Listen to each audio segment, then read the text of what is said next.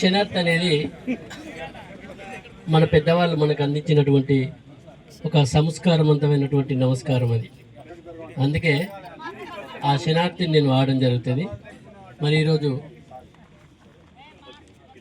కాసర్ల భూలక్ష్మి గారి జ్ఞాపకార్థం నిర్వహించినటువంటి ఈ 2 రోజుల కార్యక్రమానికి నన్ను ఆహ్వానించినందుకు ముఖ్యంగా TSFM MW కళా సంస్థకు నేను అందరి వాడిని, కళా సంఘాలు ఎన్నున్న సదానంద అందరి వాడు.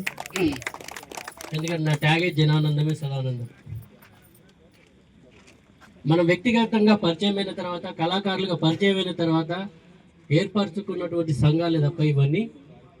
సంఘాలు ఏవైనా మనందరం వ్యక్తిగతంగా స్నేహితులమే. ఎందుకంటే వీళ్ళేమో మనం పని చేసుకుంటేనే ఆ కళామ తల్లి మనకి ఎంతో వృద్ధి ఇస్తుంది, అంతే తప్ప నేను గొప్ప నేను తక్కువ అని ఏది లేదు. ఇక్కడ మీరెంత నేను కూడా గంతే, మీలాగే నేను. కాకపోతే ఇక్కడ ఒక ముఖ్య విషయం చెప్పదలుచుకున్నా. మనకు ఎప్పుడైనా ప్రతిరోజు షూటింగ్ వెళ్ళి వచ్చి ఏదో ఒక గ్యాప్, ఒక ఆట విడుపుగా మనం ఈ 2 రోజుల కార్యక్రమం నిర్వహించుకున్నాం. ఇది సంతోషం. కానీ ఈ రంగానికి మనం ఎందుకు వచ్చినామో ఒకసారి పడుకునే ముందు ప్రశ్న వేసుకోండి. మీరు అసలు ఎందుకు వచ్చినాం ఈ రంగానికి? మనం ఏ లక్ష్యం కోసం వచ్చినాం? ఆ ప్రశ్న వేసుకొని దానికి సమాధానం వెతికేటువంటి ప్రయత్నం చేయండి. అప్పుడు మనం కళాకారుడిగా నిలబడతాం.